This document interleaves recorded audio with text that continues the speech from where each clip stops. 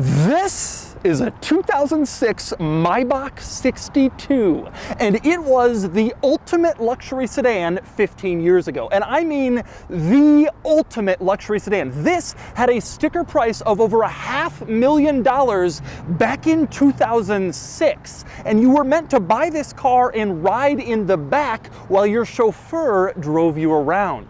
Today, I'm going to review this amazing Maybach 62, and I'll show you everything. Before I get started, big news, this Maybach is currently live for sale right now, being auctioned on Cars and Bids, my enthusiast car auction website. It is the ultra-rare long wheelbase Maybach 62 with some amazing luxury features, as I will show you, and it is available on Cars and Bids. So, as soon as you're done watching this video, click the link in the description below, head over to Cars and Bids and check out the auction for this Maybach 62. You can bid on it and win it and buy it only on Cars and Bids at carsandbids.com. So let's talk Maybach. Back in the early 2000s, BMW bought Rolls-Royce, then Volkswagen and Audi bought Bentley, and so Mercedes-Benz decided that they too needed an ultra-luxury brand to compete with their German rivals. So they went way back into their heritage and revived Maybach, which had been an ultra-luxury brand name from decades earlier. Then in the mid-2000s, they created this, the Maybach 62. There was also a shorter wheelbase model called the Maybach 57, which I have already reviewed. But the 62 was the one to have, the long wheelbase Maybach with all of the luxury features and equipment. Like I said, this car had a sticker price of over $500,000 back when it was new, and this one has some truly amazing features which are almost unbelievable. It also has a twin-turbo V12 with 550 horsepower and about 650 pound-feet of torque. And today, I'm going to show you all of it. First, I'll take you on a tour of this Maybach and show you all of its amazing quirks and features. Then I'll get it out on the road and drive it, and then I'll give it a Doug score.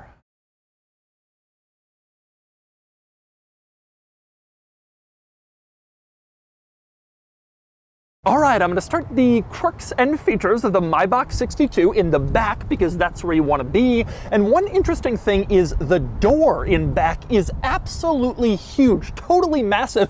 It looks like twice the size of the front door. Now, like I said, this is the long version of the Maybach. The shorter one had a more normal rear door, but for the long version, all of the stretch was added in the back seat to optimize rear comfort. And that meant a massive door. And one crazy thing about this door, when you open it, you can see it opens basically 90 degrees all the way as far as humanly possible. And of course, the thinking there was dresses. This is a chauffeur-driven car. People will be taking it to weddings, climbing out in wedding dresses, or to galas and climbing out in ball gowns. And you need to have the entire dress be able to clear the door opening when the chauffeur opens the door. And that is why it opens so wide in the back of the Maybach 62. But anyway, next you climb into the Maybach, and there are some truly unbelievable features back here, starting with the door, which closes automatically. You press this little button on the ceiling and then the door closes. You don't have to do anything. I thought that feature was only on newer Rolls-Royce models, but it was on the Maybach as well, a power closing rear door. Since it opened so far, you couldn't really reach out to open it yourself. But that is nowhere near the coolest feature back here. That honor might go to the rear partition. In between the front seats and the back seats, there is a huge divide in terms of wealth, status, class, but also there is a physical divider, a partition. You press this little button in the center console and back, and you can raise a window, literally separating the front seat occupants from the rear seat occupants so that your driver cannot hear your conversations, which is a pretty interesting feature. But then you might be wondering, how exactly do you communicate with the driver? You're being driven around, you want to change directions, go somewhere different.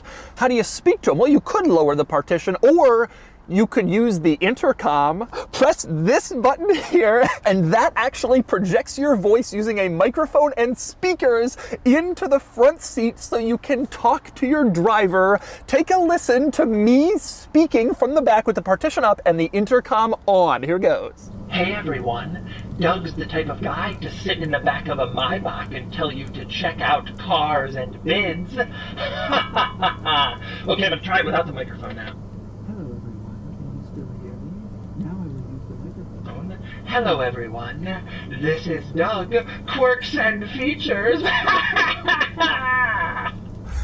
Okay, that's pretty cool, but while the driver can respond using their intercom after they've been called by the rear seat passenger, the driver cannot start a conversation using the intercom because then they would be interrupting the rear seat passenger. So, if you're driving along with the partition up and the driver has a question for the rear seat passenger, the driver presses their intercom button and it rings back here like a telephone, and then you can decide if you want to answer. Take a listen to the ringing.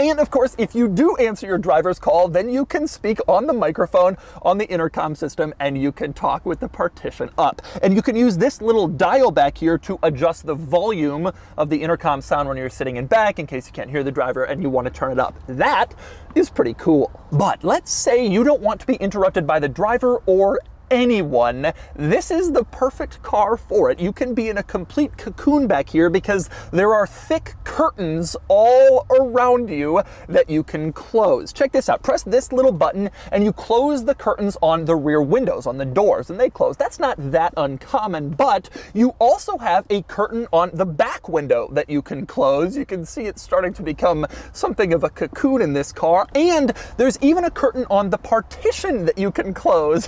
And once you close that, then the driver can't even see in. And you even have a little curtain on this tiny triangle window next to the seats. It can be closed, and that way no one can see in through any window, and you can truly be in a complete cocoon of privacy as you're being chauffeured along in your Maybach. That is pretty cool. But we are still not at the coolest feature back here, because I think that honor goes to this ceiling.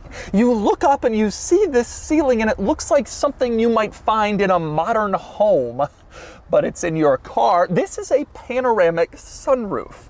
Currently, it is open, but not really. You can see the sun is sort of getting through, but it's mostly just gray. But if you press this button, suddenly it becomes clear instantly. But you press the button again, and it goes back to being opaque. You can't see through it anymore. And you press the button again, and now it's clear and opaque, and you can go back and forth, deciding whether or not you want to have some light coming through your panoramic sunroof, or whether you want it to be a clear piece of glass that you can see out of like a normal sunroof. You can make that determination at any time. And you can also completely close the sunroof if you want. Press this little button and a sunshade closes up over the sunroof and makes it completely dark back here. So you can really choose between 3 different stages of light coming through the sunroof depending on your current mood. The owner of this car tells me this panoramic roof was over $50,000 as an option back when this car was new, and what an incredible option it was. But there's still so much more to cover in the back seat of this car. I'm gonna go to the door panel next, and you can see all of your seat controls back here, including you have heated seats and cooled seats in the back. That's pretty special. You also have a massaging seat control to the side of the seat. You can use this to turn on your seat massagers for the back seats, which is very rare, but not surprising in a car like this. Even more impressive though is the fact that this seat can fully recline. Press this button and then you can see the seat goes into its most reclined, comfortable, relaxed position, and then you are basically laying down in the back of your Maybach 62 while you're being chauffeured around. That is pretty cool. And with the seat reclined, you can see the footrest has popped out, and even this popped out footrest has carpeting on it because every surface of this car is fine materials and well thought out and well executed and excellent attention to detail. And speaking of that footrest, the seat controls on the door even have their own control for just that footrest. So if you don't want to recline the seat, but you want your footrest out, you press this little button and the footrest can go wherever you want it, because that's the level of luxury we have here. And the door panel delivers with two more rather interesting items. For one, open up this panel, press this button, it falls gracefully open, and you can see there's this Maybach thing in here. It has a Maybach logo on it. What is this? It's a mirror. You open it up and you can see a mirror on one side and a slightly different magnification on the other side. You have a mirror, and you have the same thing over on the passenger side. So what's that about? Well, in a normal Maybach, you have mirrors that fold down from the ceiling like you would have in the front with sun visors. But if you get the panoramic sunroof in the Maybach 62, you lose those visor mirrors. So they give you these Maybach branded handheld mirrors instead. That is an incredibly cool quirk. And speaking of cool quirks in the door panel, like I said, one more, that would be open this panel, and there are headphones in here, not just regular ones, but Maybach branded headphones, again, to increase your luxury. There's no Bose, there's no sound system back here. Maybach is the only brand name you need. And the crazy just keeps coming back here. Let's move into the center console between the seats. In this top compartment, you open it up and there are champagne glasses in here, but you can see they're placed on their sides. So where do you enjoy them back here? Well, that would be on the picnic tables, of course. You lift up this center console lid. You can see there is a leather strap, of course, leather. You pull on that strap and then you unfurl the picnic tables, open them up, put them down, open them, and then you can see that's your picnic table to enjoy a drink or a meal or just type on your laptop or read while you're in your Maybach. And obviously wood and aluminum line, nothing back here is plastic. It has to be the finest materials. Now, in terms of a place to put your drinks, you also have a compartment in this car that I can only describe as a magic trick. Okay, check this out. You pop open this little compartment between the seats and you can see there are a couple of little cutouts, and that's where you're intended to put your champagne glasses. That's no surprise, pretty standard. You obviously would want a place to secure them. But if you push this compartment back in and press the second button, then you have like cup holders with depth. But I just showed you that earlier, this same compartment has champagne holders that are basically flat. So how did they do this? How did one part of it be cup holders? I don't understand. I truly think this is magic. It seems amazing. If any car would have a magic trick, I suspect the Maybach 62 would be the one. But anyway, let's go back to this area between the seats, between the backrests. Right below the compartment for your champagne glasses, you have two compartments for your DVD player back here. Consider this sort of your AV cabinet in the back of your Maybach 62. You pop these open, it controls your DVD player, and that controls the televisions in this car, which you can see are mounted on the partition directly in front of the rear seats. And when you turn on these televisions, of course, the Maybach logo appears, just to remind you precisely what you're riding in. To control these televisions, you use this remote control that comes with the car, and you can choose which television you're controlling and then adjust various menus so you can watch whatever you want back here while listening on your Maybach branded headphones. And by the way, speaking of technology back here, worth noting that in this center console, you open it up and you will find a telephone back here. Looks like an old school Motorola sort of handset thing. I guess you would get a telephone hooked up to somehow, and then you could speak to the world. No surprise to see that in the back of a car like this. It would almost be surprising not to see it. And speaking of things that you'd be surprised not to see, where is the refrigerator? Cars like this tend to have a refrigerator. Where is the one in the Maybach? It is not in between the seats. This last compartment here is just a little storage compartment, nothing special. Instead, it is in the center console. You lift up the console and there is the refrigerator, rather large enough, of course, for bottles of champagne to celebrate being a billionaire while you're being driven around in the back of your Maybach. And amazingly, I am still not done with all of the incredible features back here. Another one, on the the seats, you can see at the top you have a headrest which has a beautiful Maybach logo on it, but if you want more comfort, the car also comes with a fluffy pillow, and you can attach that to the headrest and you have an even fluffier, more relaxing experience for your head.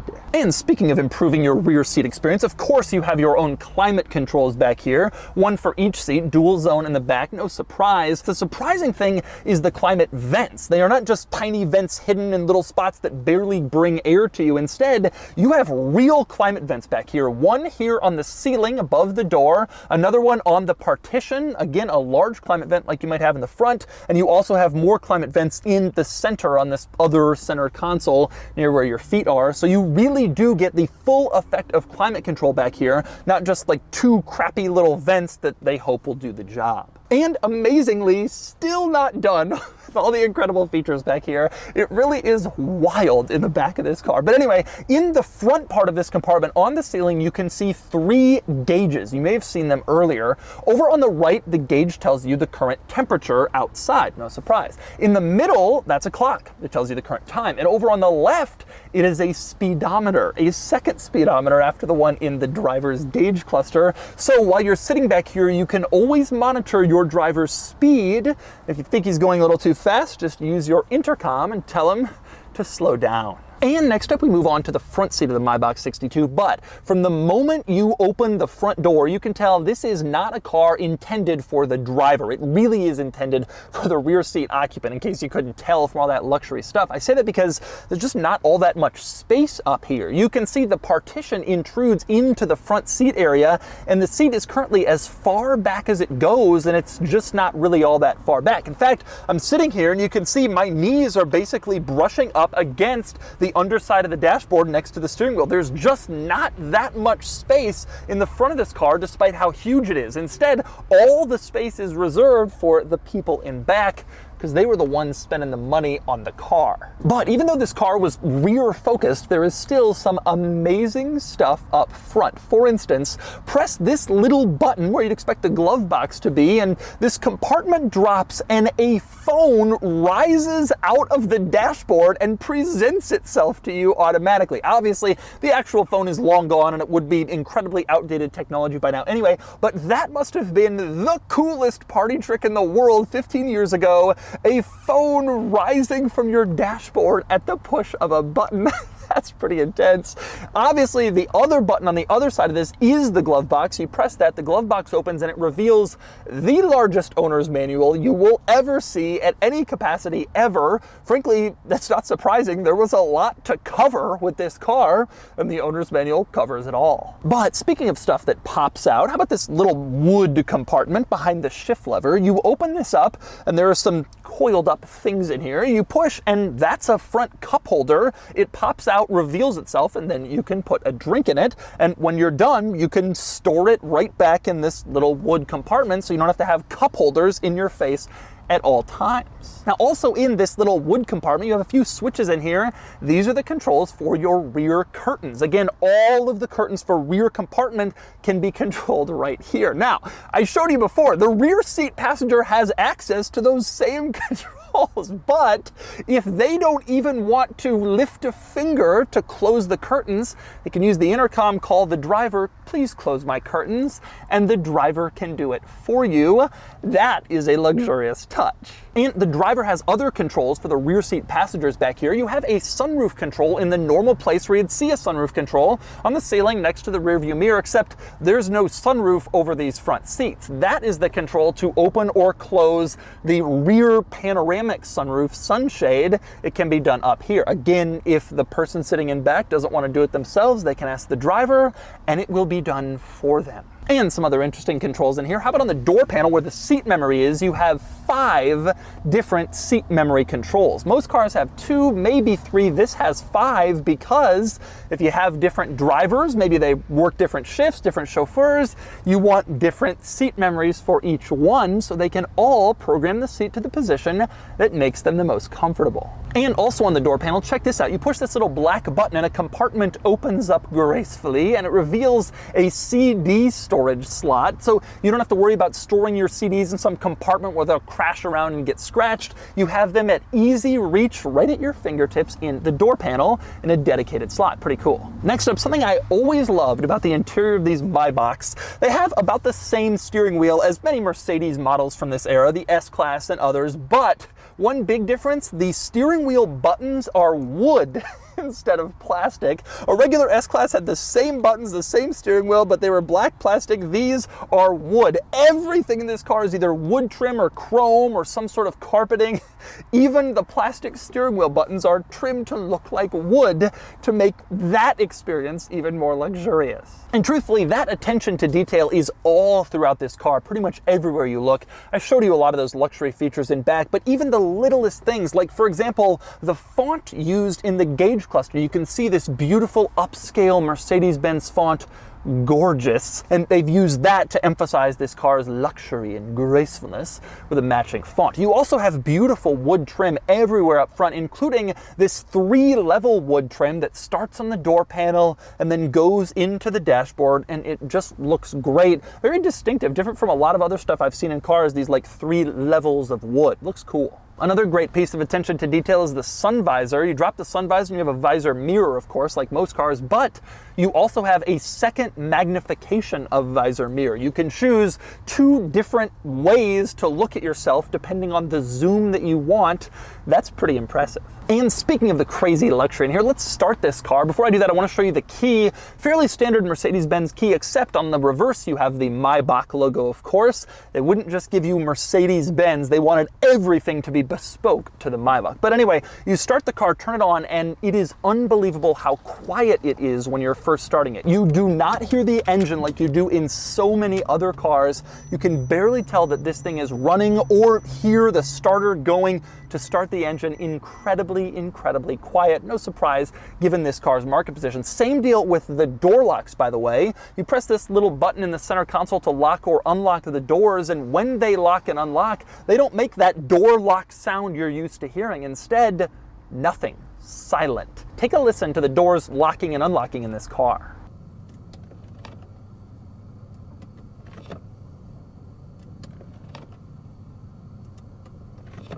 But anyway, next I want to move outside the Maybach and I want to talk styling, which was this car's greatest failing. I say that because it looks like an S-Class, which is too bad because nothing on the outside of this car is shared with the Mercedes S-Class of its day. Nothing.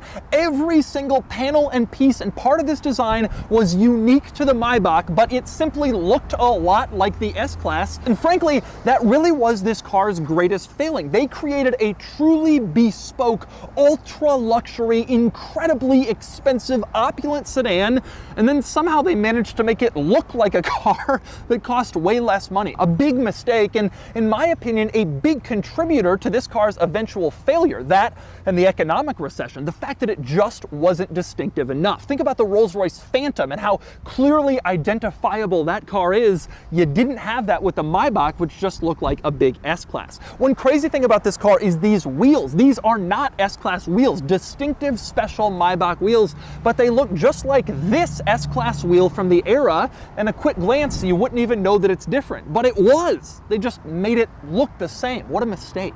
With that said, there were some clearly identifiable differences between the Maybach and the regular S-Class of this day. One big one is this rear light bar going around the back. The regular S-Class did not have it. You could always tell when you were behind a Maybach if you saw this giant taillight in back. It was something a little different, a little bigger. Another way to tell apart the Maybach from the S-Class, most of them were two-tone. You can see this one is dark blue on the top and light blue on the bottom. You couldn't do that in a regular S-Class, but you could in the Maybach, and most people did. It was a very distinguishing, very opulent feature, two-tone instead of normal one-tone paint, like a plebeian. The other big way you could tell apart the Maybach from an S-Class, honestly, was just how big this car is. It's difficult to convey it when I'm standing here, when it's parked, with no real frame of reference, but this thing is huge, and when you see these on the street, you can instantly tell. It is wider, it is taller, it is longer. It is a huge car compared to the S-Class of its day. When they were parked right next to each other, it didn't look a thing like the S-Class. You knew you were looking at something totally different. It's just a shame the styling was pretty much the same. And next up, a few more notable items about the Maybach. One is the pronunciation, which is right here. This is the correct way to say it, Maybach. Anybody who says Maybach or Maybach, it's all wrong. Maybach is correct. People have tried to correct me about this before, but they are wrong. The Germans say Maybach, and that is the way you're supposed to say it, despite how it might be spelled. Now, one other exterior item I want to talk about is on the roof. In the back, you have the big sunroof, of course. In the front, you have solar panels, which is pretty cool. The intent of these solar panels was that they would get sunlight, obviously, and then the panels would power the climate control system and keep fresh air blowing in the car even when it was turned off. And that is pretty cool. You climbed inside the Maybach after it had been sitting in the sun for a while, and the air wouldn't feel so stale because you have fresh air blowing in periodically, thanks to the solar panels. But anyway, we move on to the trunk next. You open it up and it pops open automatically, of course. And you can see nothing really special back here, actually. It's just a trunk, and frankly, kind of a small one given this car's size. All of the focus in this car was really put into the back seat area, and so the trunk and the front seats kind of lost out a little bit in terms of sizing. With that said, there is one interesting item worth noting in the trunk. On the bottom of the trunk lid, you can see this strip here is chrome. Every other Mercedes-Benz model from this era, it was plastic because it's the bottom of the trunk lid, and who cares? But for a Maybach, they know you will see it periodically when the trunk is up, so it has to be chromed. Everything has to look great, no matter how small of a detail and how infrequently you will see it. That's a pretty cool touch. And finally, we move under the hood in the Maybach. You open the hood, you can see the engine, twin turbo V12 with this cover on top with the Maybach logo, of course. This car had about 550 horsepower and about 650 pound-feet of torque. Impressive figures. Now, admittedly, this was the same V12 used in the top-level S-Class at the time. This is the biggest component that the two cars shared, but they weren't going to develop a whole new V12 just for the Maybach, and it was more than adequate as an engine. Although later Maybach models did get even more power than this offered, over 600 horses and almost 750 pound-feet of torque, but I feel like this was more than adequate, even in spite of this car's massive size. And so those are the quirks and features of the Maybach 62. Now it's time to get it out on the road and see how it drives. All right, driving the 62. This thing is so baller. It is so ridiculous and opulent and crazy if you know what to look for. You know, I mentioned this already in the video, but most people just don't know. I have spent the last day, basically, because there's so many quirks, filming this car in a public parking lot, people coming, going, whatever. Not a single person walked up to me, which is very rare.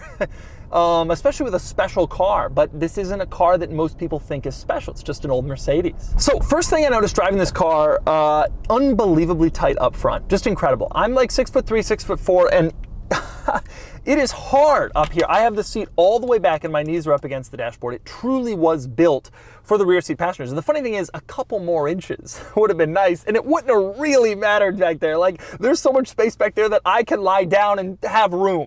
But this car was all about the rear seat, and the driver didn't really matter all that much. If you wanted a Maybach that you could drive, they had the 57, the shorter wheelbase model, which had more room in front. But that wasn't the point of this one. This was the series car, and these were incredibly rare. Mercedes was selling, I think, like 100 or 150 of these in the US a year, incredibly small, and the 62 was like 20% of sales. Like, everyone bought the short wheelbase. It was way cheaper.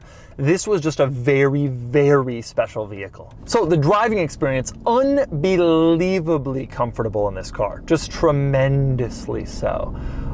You hear nothing happening on the outside. And I should have mentioned it, but this car has these double pane windows with like black trim around the edge where they like grip the panes together. Oh God, it is beautifully quiet in here, just so calm and serene. Unbelievably so, especially for a car from 2006. Now, one thing about this car is it is pretty big, although you don't really notice the size while you're driving it all that much. It doesn't drive huge. It's a big car in the sense that it has a big engine that's not really tuned for performance, so it's kind of lumbery as a car. Like, you accelerate, it's not necessarily what I would call fast, but it has power, but that's not what it's tuned for. Like, it's intended to be a slow building, relaxing engine increasing in power. The performance is something, it's very nice. It has a lot of torque, so anytime you put your foot down, you are going, but it does take the transmission a second or two to gear down because that's all comfort based.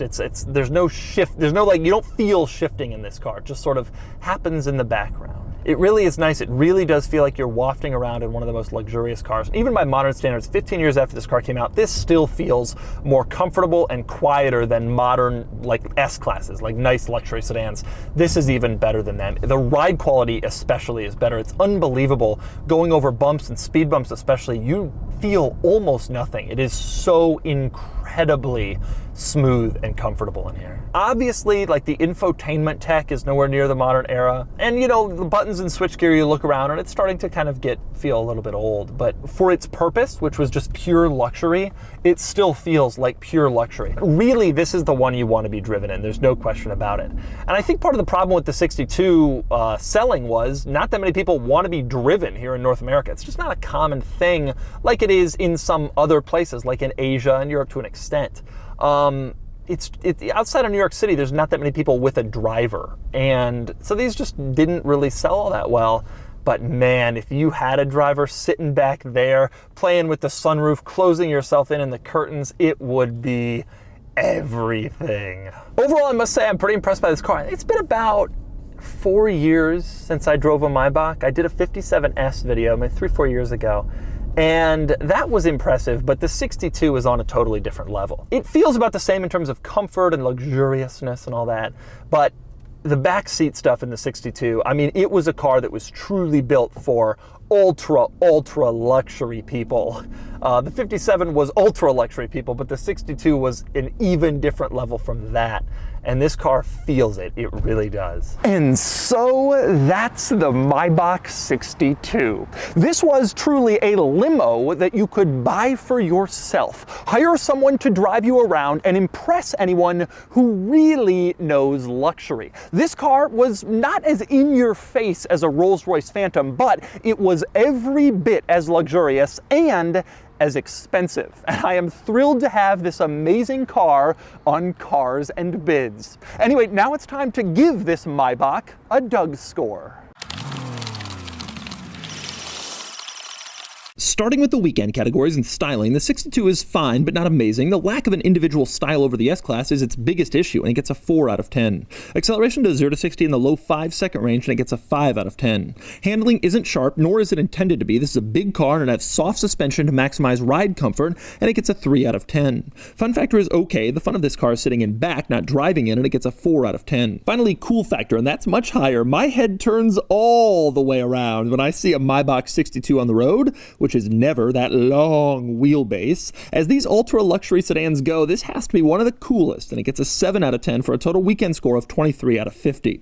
Next up are the daily categories and features. This car has some good modern tech, but mostly it has amazing amenities in back, and it gets a 7 out of 10. Comfort is a mixed bag. The ride quality is amazing, just as good as a modern S-Class if not better, but front seat comfort isn't great because it's tight up front. Rear seat comfort, of course, is truly incredible. I'll split the difference at 8 out of 10. Quality is nice enough, and it gets a 7 out of 10. Practicality is fine. It has tons of room, which should bump up this score, but it's also too big to, like, park anywhere, and it gets a 5 out of 10. Finally, value, and these are a fraction of their original price, but they're still relatively expensive given the aging tech. It gets a 6 out of 10 for a total daily score of 33 out of 50. Added up, and the Doug score is 56 out of 100, which places it here against similar cars. The 62 easily beats out the Maybach 57S I tested. The 62 is simply more special and more exciting, period. The 62 does well in this company, though I haven't yet tested its closest rival, a Rolls-Royce Phantom from this era.